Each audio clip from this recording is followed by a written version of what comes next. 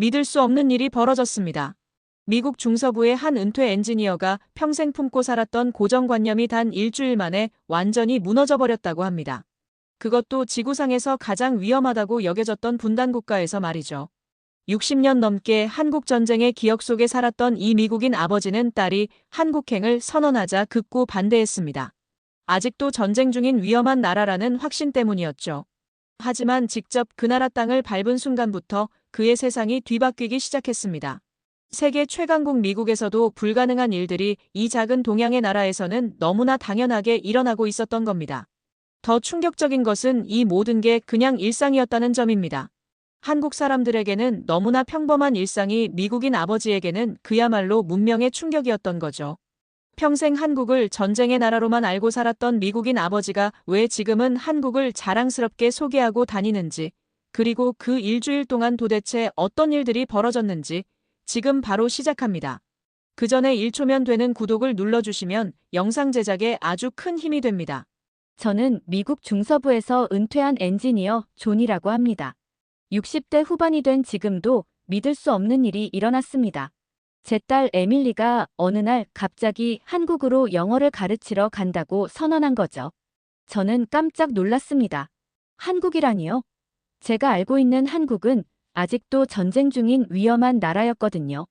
어릴 때부터 들어온 한국 전쟁 이야기와 뉴스들로 머릿속에 각인된 이미지가 있었습니다. 총성이 울리고 위험한 곳이라는 생각이 지배적이었죠. 에밀리아, 그 위험한 곳에 혼자 가겠다고? 저는 급하게 말했습니다.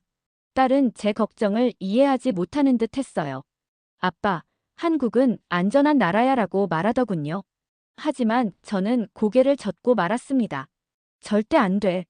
그런 위험한 곳에 내 딸을 보낼 순 없어. 딸은 실망한 표정을 지었지만 포기하지 않았습니다. 몇 주 동안 저를 설득하려고 했죠. 하지만 제 마음은 굳었습니다. 한국은 여전히 분단국가이고 언제 다시 전쟁이 일어날지 모르는 곳이라고 생각했거든요. 제 아내도 걱정했습니다. 여보, 에밀리가 그런 곳에 가서 무슨 일이 생기면 어떡하지? 우리 부부는 밤새 걱정에 잠을 이루지 못했습니다.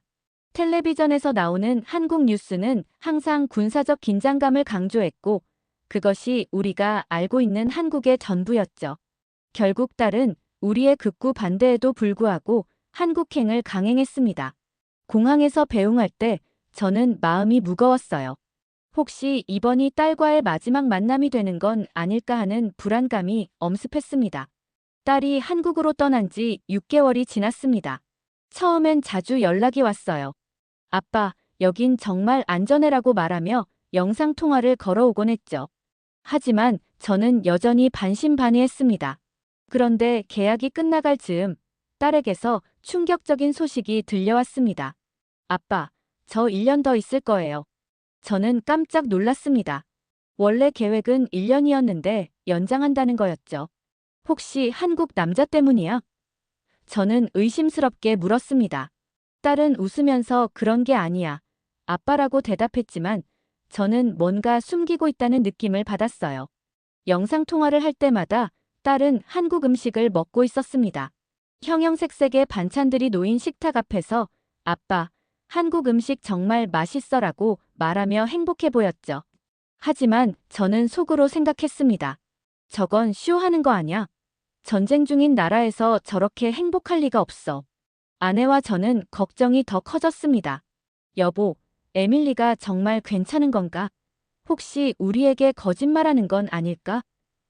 우리는 매일 한국 뉴스를 찾아봤지만 여전히 군사적 긴장감과 위험성을 강조하는 내용들만 보였습니다. 딸의 SNS를 몰래 확인해 보니 한국 친구들과 찍은 사진들이 올라와 있었어요. 모두 웃고 있었지만 저는 여전히 의심스러웠습니다. 저 사람들도 외국인 앞에서 연기하는 거 아냐? 그러던 어느 날 딸이 또 다른 폭탄 선언을 했습니다. 아빠, 저 한국에서 정말 좋은 사람 만났어요. 제 심장이 쿵했습니다. 결국 제가 우려했던 일이 일어난 거였죠. 더 이상 참을 수 없었습니다. 저는 딸이 정말 괜찮은지, 그리고 무슨 일이 일어나고 있는지 직접 확인하기로 결심했습니다. 아내는 걱정했지만 저는 마음을 굳혔어요. 여보, 내가 직접 가서 에밀리 상황을 확인해 보겠소. 한국행 비행기표를 끊으면서도 가슴이 두근거렸습니다. 전쟁 중인 나라에 발을 들여놓는다는 게 얼마나 위험한 일인지 모르겠지만 딸을 위해서라면 어떤 위험도 감수하겠다고 다짐했죠. 비행기 안에서 저는 계속 생각했습니다. 한국에 도착하면 어떤 광경이 펼쳐질까? 군인들이 거리를 순찰하고 있을까? 폭격 소리가 들릴까? 불안함이 점점 커졌습니다. 인천공항에 도착했을 때 저는 눈을 의심했습니다. 생각했던 것과 완전히 달랐어요. 공항은 현대적이고 깨끗했고 사람들은 평화롭게 일상을 보내고 있었습니다. 경찰관들도 친절했고 어디서도 전쟁의 흔적을 찾을 수 없었죠. 공항에서 나와 서울로 가는 길에 더욱 놀랐습니다. 거리는 깨끗했고 고층 건물들이 즐비했어요. 사람들은 웃으며 걸어다녔고 아이들이 뛰어놀고 있었습니다. 이게 정말 제가 알고 있던 그 한국이 맞나 싶었죠. 에밀리가 공항에서 저를 맞이했습니다. 딸의 얼굴은 건강해 보였고 행복해 보였어요. 하지만 저에게는 더 큰 충격이 기다리고 있었습니다. 아빠, 사실 말이 있어요. 딸이 조심스럽게 말을 꺼냈습니다. 제가 한국에서 만난 사람이 있다고 했잖아요. 민혁이라는 사람인데 만나보실래요? 저는 순간 당황했습니다. 전쟁 중인 나라에서 연애를 한다는 게 가능한 일인가 싶었거든요. 민혁 가족과 만나는 날이 왔습니다. 저는 긴장된 마음으로 약속 장소로 향했어요. 딸이 아빠, 너무 걱정하지 마세요라고 말했지만 솔직히 마음이 편하지 않았습니다. 레스토랑에 도착하니 50대 중반으로 보이는 부부가 일어나서 인사를 하더군요. 민혁 아버님은 정장을 단정하게 입고 계셨고 어머님은 우아한 원피스를 입고 계셨습니다. 존 아버님, 한국에 오신 것을 진심으로 환영합니다. 민혁 어머니가 깍듯하게 90도로 인사를 건네시는 거예요. 저는 깜짝 놀랐습니다. 미국에서는 이런 정중한 인사를 받아본 적이 없었거든요. 아, 안녕하세요. 저도 어색하게 인사를 했습니다. 민혁 아버님이 먼 길 오시느라 고생하셨습니다라고 말씀하시며 제 가방을 받아주시더군요. 식사가 시작되자 또 다른 충격이 기다리고 있었어요. 테이블 위에 수십 가지 반찬이 차려져 있었는데 민혁 어머니가 이건 김치예요. 이건 나물이고 하나하나 설명해 주시는 거예요. 와, 정말 다양하네요. 저는 감탄했습니다.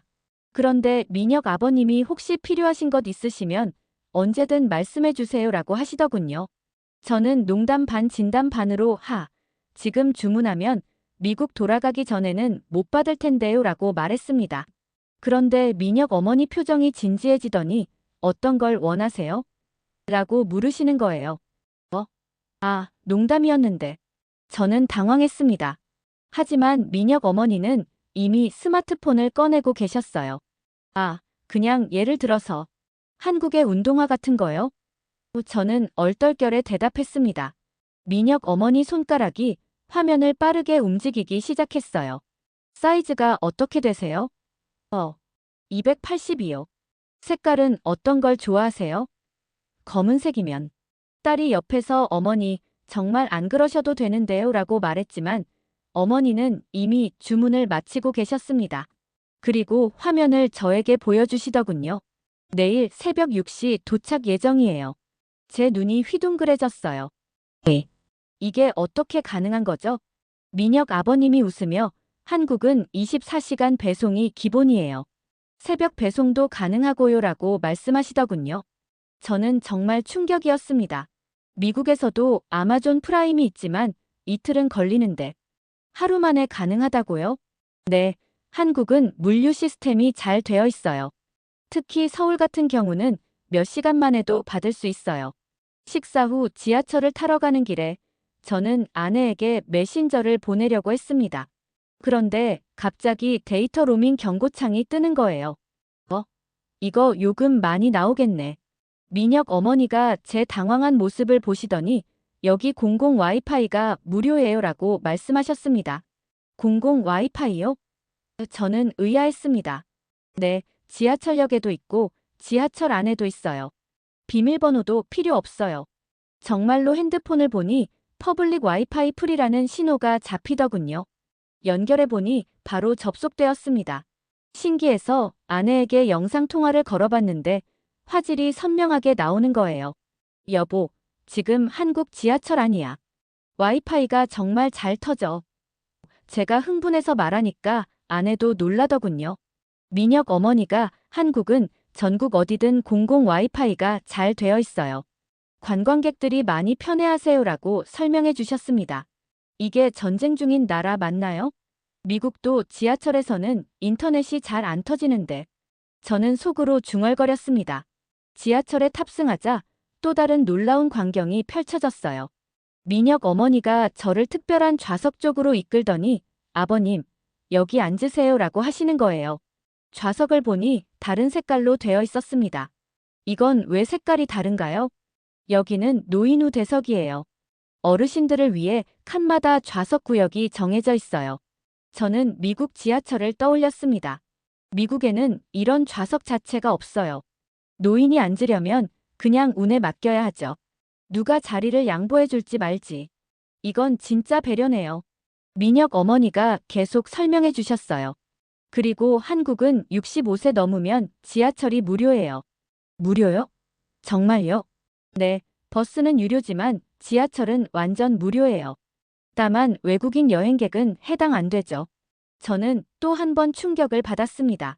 미국도 시니어 디스카운트는 있지만 공짜는 없어요. 이런 나라도 있었나요? 그날 저녁 한국식 바비큐를 먹다가 제가 갑자기 복통을 호소했습니다. 평소보다 많이 먹었더니 속이 부대끼는 거예요. 아, 배가 좀 아픈데. 민혁이 바로 일어나더니 아버님, 병원에 가볼까요? 라고 제안했습니다. 병원이요? 보험도 없는데 얼마나 나올지. 저는 걱정이 되었습니다. 괜찮아요. 한국 병원은 그렇게 비싸지 않아요. 근처 내과에 갔더니 의사 선생님이 영어로 What's the problem? 이라고 물어보시더군요. 진료를 받고 약도 처방받았습니다. 계산할 때가 되었어요. 저는 마음의 준비를 했습니다. 최소 $100는 나오겠지. 그런데 계산서를 보니 2만 원이 나온 거예요. 저는 눈을 2번 깜빡였습니다. 계산 실수 아니에요? 의사 선생님이 웃으며 This is normal price in Korea라고 말씀하시더군요. 저는 민혁에게 물었습니다. 2만 원이면 미국 돈으로 얼마예요? 한 $15 정도 될 거예요. $15? 미국이었으면 최소 $200는 나왔을 텐데. 저는 정말 믿을 수가 없었습니다. 밤늦게 숙소로 돌아가는 길이었습니다. 시계를 보니 밤 10시가 넘었더군요. 그런데 거리에는 여전히 사람들이 많았어요. 특히 젊은 여성들이 혼자 걸어다니는 모습이 눈에 띄었습니다. 이 시간에 여자들이 혼자 걸어도 괜찮나요?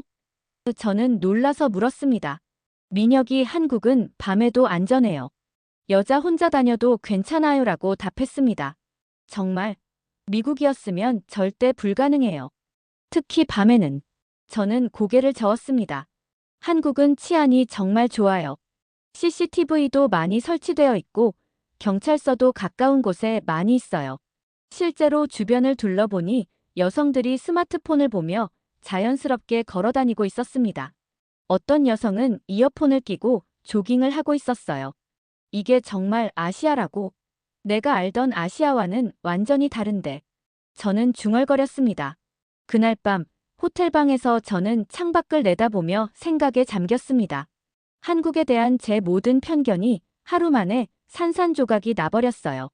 24시간 배송 시스템, 무료 공공 와이파이, 노인을 위한 체계적인 배려, 저렴한 의료비, 그리고 안전한 밤거리까지. 이게 정말 내가 알던 그 한국이 맞나? 저는 자꾸 의문이 들었습니다. 그리고 딸이 이 나라를 떠나기 싫어하는 이유를 조금씩 이해하기 시작했습니다. 마지막 저녁 식사 자리에서 민혁 부모님이 눈물을 글썽이며 말씀하셨습니다. 존 아버님, 저희는 에밀리를 잡아두려는 게 아니에요. 가족처럼 생각해요.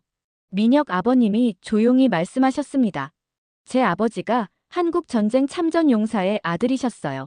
아버님, 아버지 세대가 우리를 도와주셨으니 이제 우리가 아버님 딸을 돌봐드릴 차례입니다. 저는 역사적 연결고리에 깊은 감동을 받았습니다.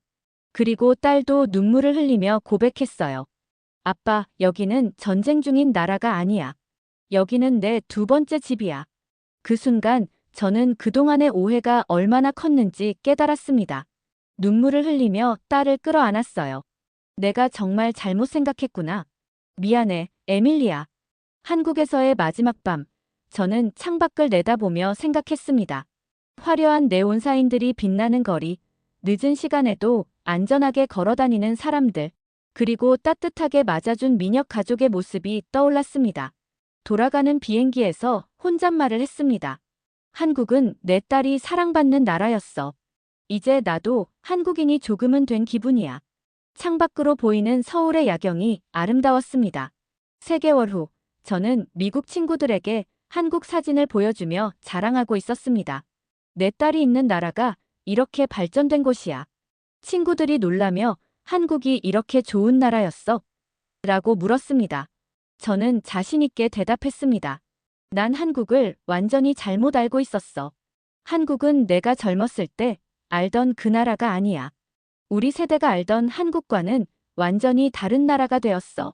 지금도 딸은 한국에서 행복하게 살고 있습니다. 그리고 저는 한국이 얼마나 안전하고 발전된 나라인지 누구보다 잘 알고 있습니다. 제 편견이 얼마나 잘못되었는지 깨닫게 해준 한국, 그리고 제 딸을 가족처럼 받아준 한국 사람들에게 진심으로 감사하고 있습니다. 이렇게 한 미국인 아버지의 놀라운 한국 경험담을 들어보았습니다. 60년 넘게 굳어진 편견이 단 일주일 만에 완전히 바뀌어버린 이야기였죠. 우리가 당연하게 여기는 24시간 배송, 무료 공공 와이파이, 안전한 밤거리가 사실은 세계적으로 봐도 정말 특별한 것들이었습니다.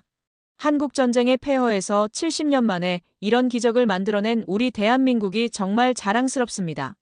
오늘도 우리는 이런 놀라운 나라에서 살고 있어요. 우리나라 대한민국, 정말 멋진 나라 아닌가요? 영상이 도움이 되셨다면 좋아요와 구독 부탁드립니다. 감사합니다.